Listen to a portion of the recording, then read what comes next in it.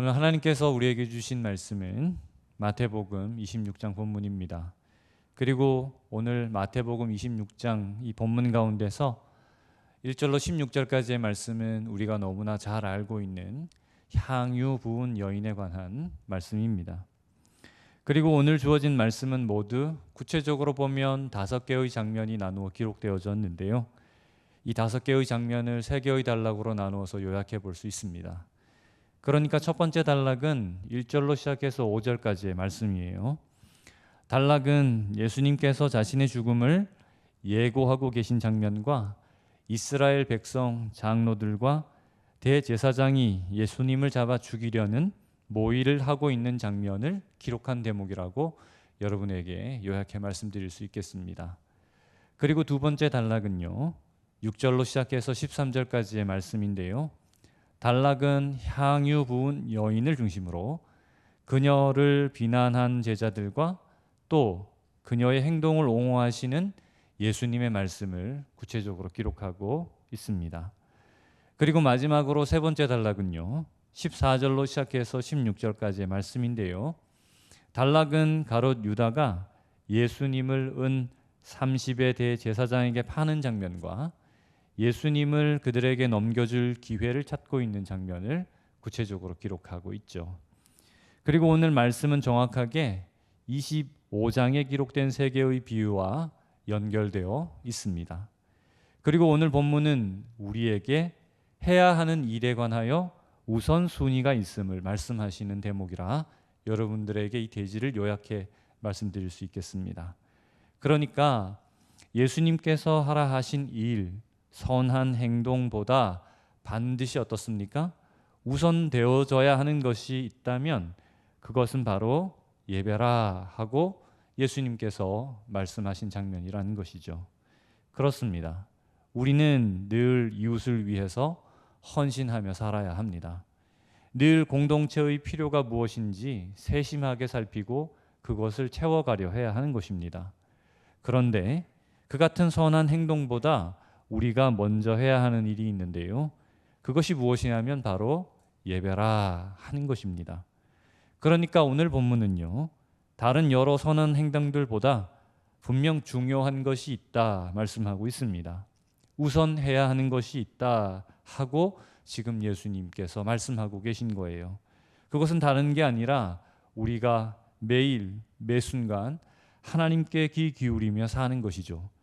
우리가 하나님의 말씀에 귀 기울이고 주신 말씀을 따라 오늘도 순종하며 사는 것입니다. 그러니 우리가 무엇을 하든 그것에 앞서 말씀에 귀 기울이며 사시는 성도님들 되시면 좋겠습니다.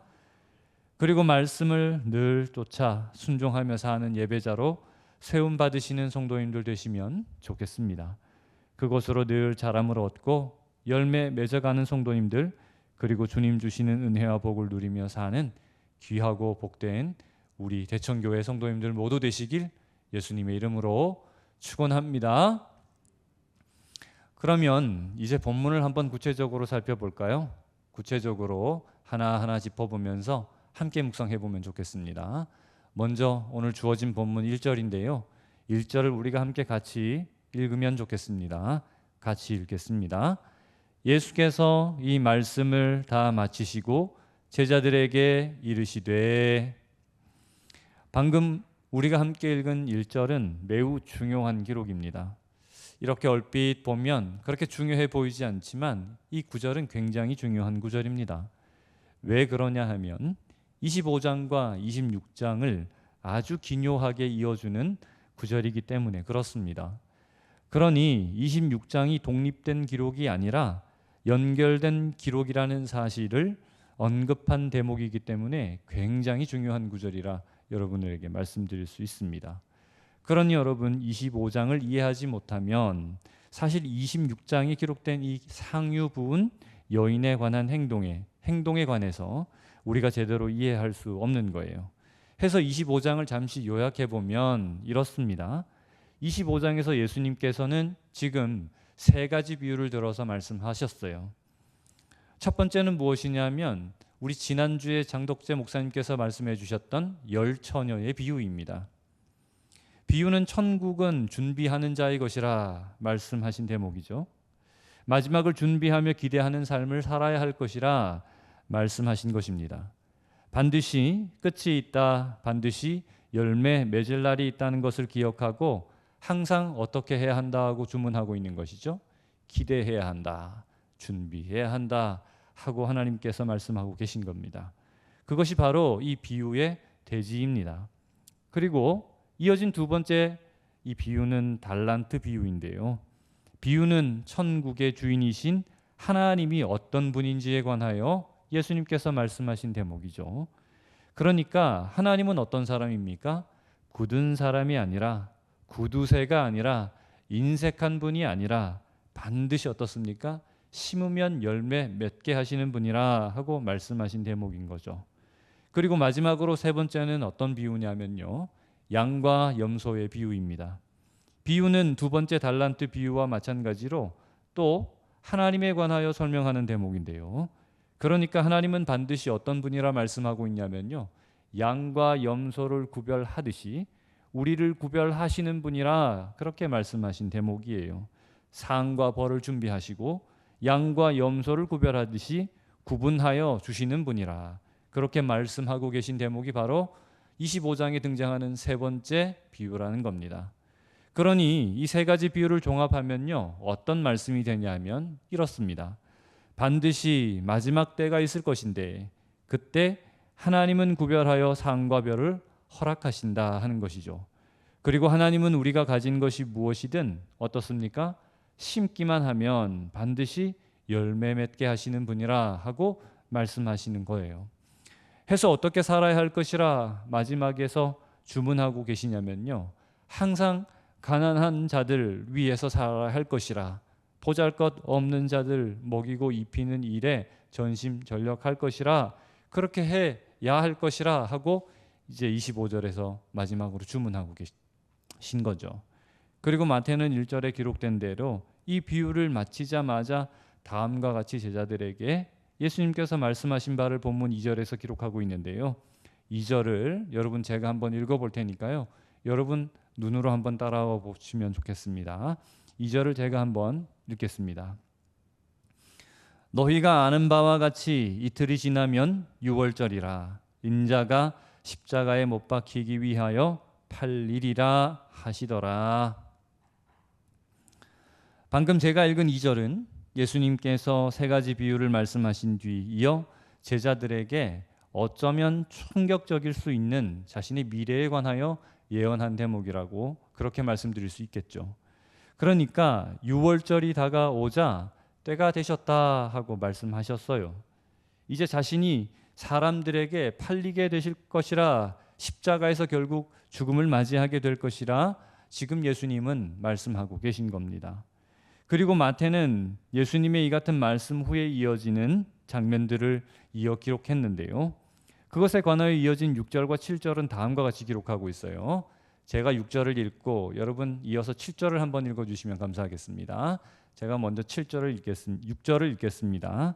예수께서 베다니 나병 환자 시몬의 집에 계실 때에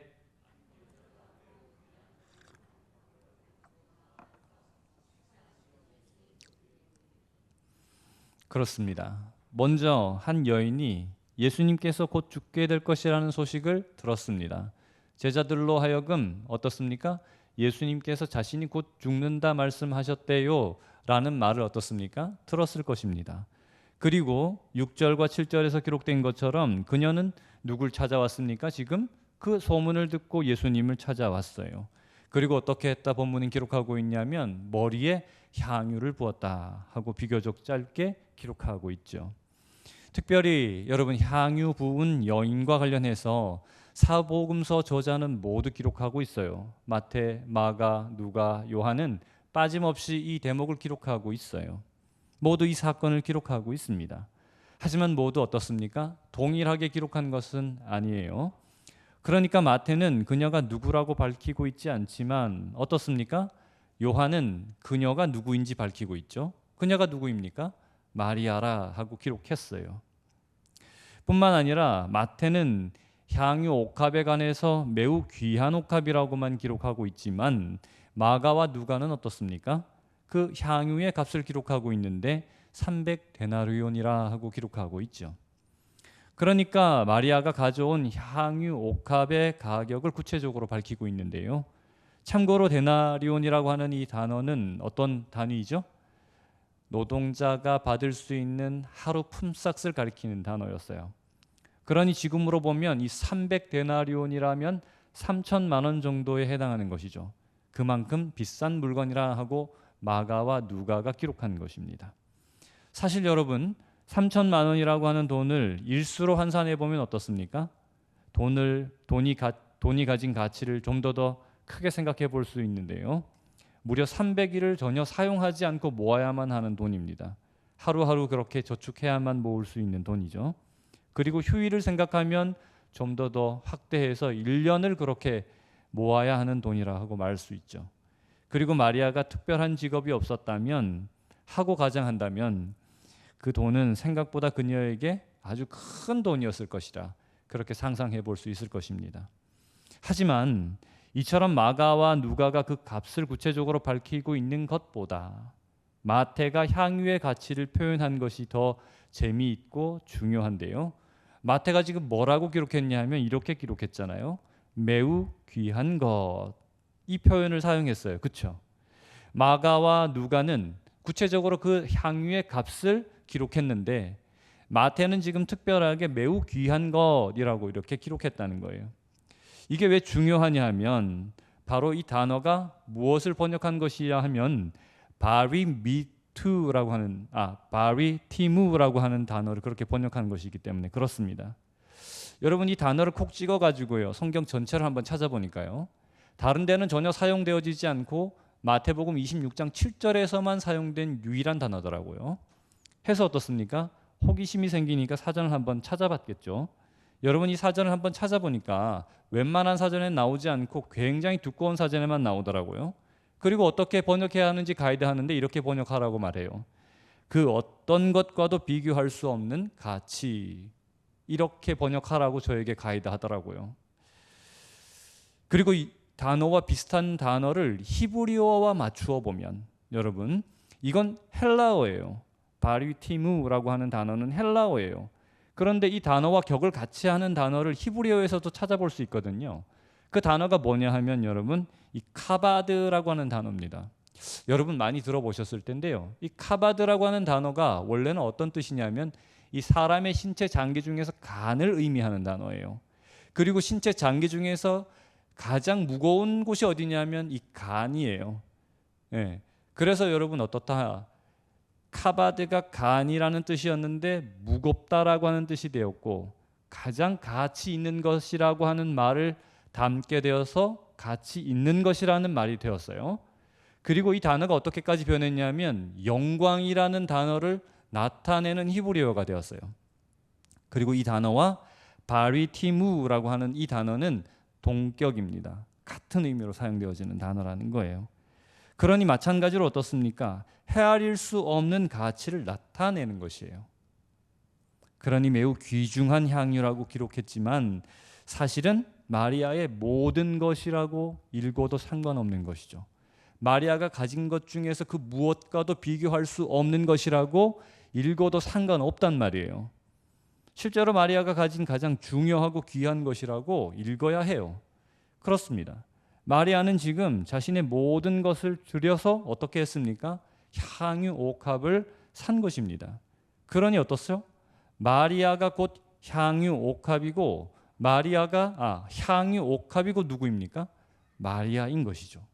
그리고 그녀는 예수님의 죽음 앞에서 뭘 깨트려 버렸습니까? 향유 옥합을 깨트려 버렸습니다. 이건 뭘 뜻하는 거예요? 그러면 그것은 자신을 깨트려 예수님의 마지막을 기념하고 있는 장면이라고 그렇게 정리해서 말씀드릴 수 있겠죠. 하지만 이어진 본문 8절과 9절은 다음과 같이 기록하고 있는데요. 함께 한번 읽어보면 좋겠습니다. 8절과 9절이에요. 제가 한번 8절을 읽고요. 여러분들이 9절을 읽으면 좋겠습니다. 제가 먼저 8절을 한번 읽어보겠어요. 제자들이 보고 분개하여 이르되 무슨 의도로 이것을 허비하느니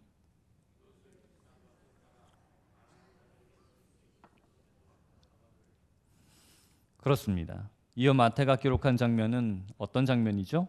자신의 모든 것을 들여 예수님을 예배하고 있는 마리아의 모습을 지켜본 뒤 이어진 제자들의 반응을 지금 구체적으로 기록한 것이죠. 그리고 이 장면에서 특별히 주목할 것은 8절에서 기록된 허비하느냐 하고 기록된 단어입니다. 이 단어를 조금 더 구체적으로 보면 잃어버리다라고 하는 단어에서 시작됐더라고요. 그런데 그 앞에 전치사가 붙어가지고 모두 잃어버렸다라고 하는 의미를 가진 단어더라고요. 뿐만 아니라 이 단어는 어떤 단어냐면 한번 엎어지면 되돌릴 수 없는 상태를 가리키는 단어로 표현했더라고요. 그러니까 예수님께 부어진 향유를 제자들은 지금 어떻게 평가하고 있는 것이냐면요, 아무 소득 없이 완전히 사라져버리게 된 향유로 평가한 것입니다. 아무런 가치 없이 사용되어져 버린 돈이라고 평가한 것이에요. 무려 3천만 원이 넘는 돈이 제자들의 눈 앞에서 일시에 그렇게 부어져 쓸모없는 것이 되어버렸기 때문에 그렇습니다. 그리고 제자들은 이어진 구절에서 그것을 팔아 어떻게 했으면 더 좋았을 것을 이라고 이야기하죠. 가난한 자들에게 주었다면 더 좋았을 것인데 하고 지금 추임새를 넣고 있죠. 그런데 이 추임새의 의미는 무엇일까요, 여러분?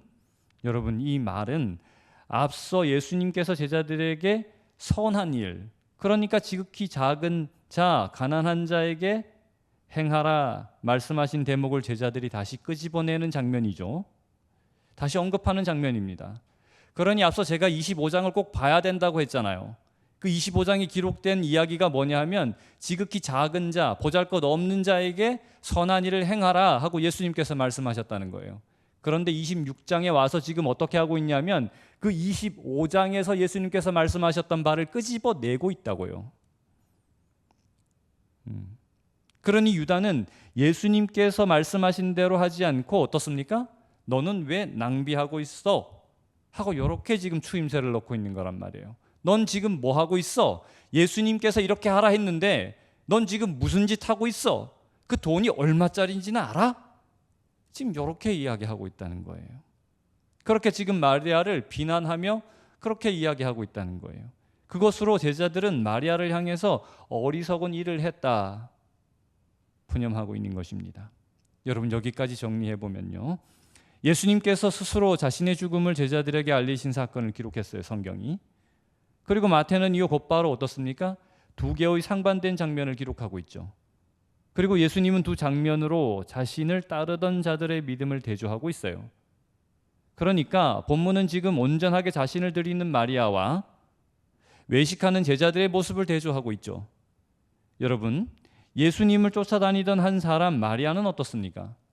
죽음 앞에서 끝까지 예수님을 어떻게 하고 있습니까? 예배하고 있습니다. 자신의 모든 걸 드려 하나님이신 예수님을 예배하고 있습니다. 예수님이 이제 곧 사람들에게 팔리고 또 십자가에 달려 죽게 될 것이라는 소식은 오히려 마리아로 하여금 자신의 모든 재산을 털어 무엇을 사게 했어요? 향유 옥합을 사게 했어요. 그리고 그것을 지체 없이 예수님의 묘리 위에서 깨고 부어버렸다는 거예요. 그것으로 자신을 들여 예수님의 마지막 장례를 기념하고 있다는 거예요.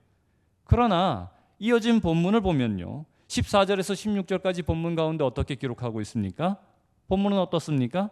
마리아를 비난하는 제자들 가운데 대표격이라 볼 수 있는 가롯 유다에 관해서 기록하고 있는데요, 본문은 그가 곧 바로 일어나 은 30에 누굴 팔아버렸다고 기록하고 있죠? 대제사장에게 예수를 팔아버렸다고 기록하고 있어요. 그리고 그는 대제사장에게 예수님을 넘길 기회를 찾고 있다 하고 지금 기록하고 있잖아요. 그렇게 가난한 자에게 향유 옥합을 팔아 주어야 했다 하던 유다가 얼마 되지 않아 오히려 예수님을 팔아버린 것입니다. 그러니까 예수님의 죽음을 앞에 둔 상황 가운데서 예수님을 따르던 제자들의 거짓된 믿음이 어떻습니까? 마리아의 예배 앞에서, 마리아의 온전한 헌신 앞에서 백일하에 드러나 버리게 된 것이죠. 그리고 이어지는 본문 가운데서 예수님은 제자들에게 마리아의 행동을 다음과 같이 평가하고 계신데요, 13절 본문입니다. 여러분, 이 본문 가운데서 가장 중요한 본문인데 13절 본문을 우리가 한번 같이 한번 읽어보면 좋겠습니다. 마지막으로 함께 같이 읽어보면 좋겠습니다. 내가 진실로 너희에게 이르노니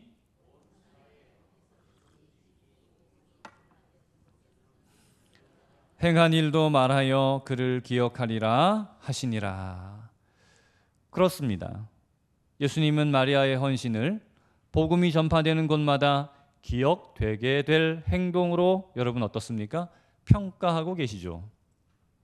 그리고 기록되지는 않았지만 우리는 마리아의 헌신뿐만 아니라 가롯 유다의 배신도 어떻습니까? 기억할 수 있게 되었습니다. 여러분, 이제 결론하겠습니다. 마태는 오늘 본문에 앞서 세 개의 비유를 먼저 기록했어요. 그리고 세 개의 비유로 예수님께서 마지막이 있다는 사실을 기억하고 선한 일을 해야 할 것이라 하고 제자들에게 주문하셨습니다. 그리고 마태는 오늘 우리가 자세하게 살펴본 대로요, 향유 부은 여인 마리아의 헌신을 이어 기록했죠. 그리고 오늘 마태는 주어진 본문 가운데서 우리가 해야 하는 선한 일, 선한 행동보다 매번 앞서는 것이 있다는 걸 우리에게 가르쳐주고 있다는 거예요. 여러분, 그것이 무엇입니까? 마리아가 손수, 예수님의 머리 위에 깨트린 향유 옥합입니다. 그것은 바로 마리아 자신이었으며 그것은 바로 예배였다는 거죠. 그러니 우리가 해야 하는 선한 일 그 위에 뭐가 있어야 됩니까? 예배가 있어야 된다는 겁니다. 그렇죠. 그러면 여러분, 도대체 예배란 무엇입니까? 여러분이 생각하는 예배란 무엇입니까? 지금 우리가 이렇게 모여 드리는 예배가 예배입니까? 여러분, 그렇지 않죠. 사실 예배는 제사로부터 시작했잖아요. 그렇죠? 그리고 그 제사 중에서 가장 정기적이며 대표적인 제사는 번제예요. 맞습니까? 번제는 어떤 뜻을 가지고 있습니까? 여러분, 번제는요, 특징이 있는데 한 가지 특징이 뭐냐면 제물을 가져와서 번제단 위에 올려놓고 그 제물을 태워드리는데 아무것도 남김없이 하나님 앞에 태워드려야만 했습니다. 매일매일 양이면 양을 가져와 하나님 앞에 온전하게 올려드려야만 했어요. 그리고 연기로 모두 태워 올려 보내야만 했습니다. 그러니까 번제의 특징은 첫 번째로 남김이 없어야 해요. 모두 태워 올려야 해요. 여러분, 그러면 그것은 무엇을 의미하는 것이에요? 사실 번제 제물은 나를 의미하니까 나를 온전하게 하나님 앞에 드려야 한다는 것이잖아요. 그렇죠? 그 말은 무슨 말이냐면 나를 완전히 포기해야 한다는 것이고 완전히 비워진 나 자아 안에 누구로 채워 넣어가 살아가야 된다는 거죠? 하나님으로 채워 살아가야 된다는 거예요. 그죠? 여러분, 그게 예배입니다. 그러니까 예배를 한마디로 정의할 수 있는데요, 그것이 무엇이냐면 온전한 순종입니다. 그리고 예수님께서 우리 앞에서 그 같은 순종, 즉 예배의 모범을 보이셨죠. 이유 없는 십자가 앞에서 죽음을 오롯이 감당하심으로 하나님께 자신을 내어드리고 그는 완전한 순종이 무엇인지, 온전한 예배가 무엇인지 우리에게 어떻습니까? 먼저 보여주셨습니다. 아무도 그 같은 완전한 순종을 감당하지 못했는데 예수님께서 예배자의 모습이 무엇인지, 순종이 무엇인지 우리에게 보여주셨다는 겁니다. 그리고 오늘 본문을 통해서 우리는 또 다른 순종의 모범을 봅니다. 그것이 무엇입니까? 바로 한 여인의 온전한 순종인 것이죠. 여인의 온전한 예배를 보게 된다 하는 것입니다. 그리고 예수님은 그녀의 이 같은 행동이 사람들로부터 어떻게 되어질 것이라? 기억되어지게 될 것이라 하고 말씀하시는 것이죠. 그만큼 어떻습니까? 가치 있는 일이라 말씀하시는 것입니다. 뿐만 아니라 본문은 가롯 유다의 배신함도 동시에 기록하고 있어요. 그것은 구체적으로 우리가 예수님을 쫓아다닌다 하고 교회 다니고 또 예배한다 하고 앞자리에서 봉사한다 하지만 우리의 신앙이 그처럼 믿음 없는 제자들과 사실 다르지 않다는 것을 매번 깨달아야 한다 하는 것이겠죠. 그 모습을 보고 우리와 다르지 않다는 사실을 늘 어떻게 해야 되죠? 반추하며 살아야 된다는 것입니다. 그것으로 우리의 잘못된 신앙을 어떻게 해가야 하는 것이죠? 바로 잡아가야 한다는 것입니다. 그러니 여러분, 무엇이 무엇보다 우선되어야 합니까? 그러니 여러분, 우리의 신앙생활 가운데 무엇이 무엇보다 중요한 것입니까? 그렇습니다. 우리가 무엇을 하든 예배가 중요한 것이며 예배가 우선되어져야 하는 것입니다. 우리가 무엇을 하든 하나님 앞에 말씀 기울이는 삶이 중요한 것입니다. 선한 일보다 중요한 것은 바로 그것입니다. 하나님께 나아가는 것입니다. 먼저 우리가 일을 배울 것이 아니라 하나님 앞에 순종하는 법을 배워야 된다는 것입니다. 하나님께 집중하는 법을 배워야 된다는 것입니다. 그리고 우리가 무엇을 하든 그것이 모두 어디 위에 세워져야 합니까? 예배 위에 세워져야 한다는 것입니다. 우리가 무엇을 하든 순종 위에 세워져야 한다는 것입니다. 그러니 먼저는 하나님의 말씀을 가까이 하시며 주신 말씀을 쫓아 순종하며 사시는 예배자로 세움 받으시면 좋겠습니다. 그리고 늘 말씀이 비추시는 빛 가운데서 우리의 죄된 모습 그리고 우리의 어떻게 할 수 없는 어리석음을 고백하시며 겸손하게 하나님을 바라보시는 성도님들 되시면 좋겠습니다. 그렇게 매일매일 예수님을 쫓아 하나님을 예배하고 주님께서 맡겨주신 선한 일을 잘 감당하시는 우리 대청교회 성도님들 모두 되시길 예수님의 이름으로 축복합니다.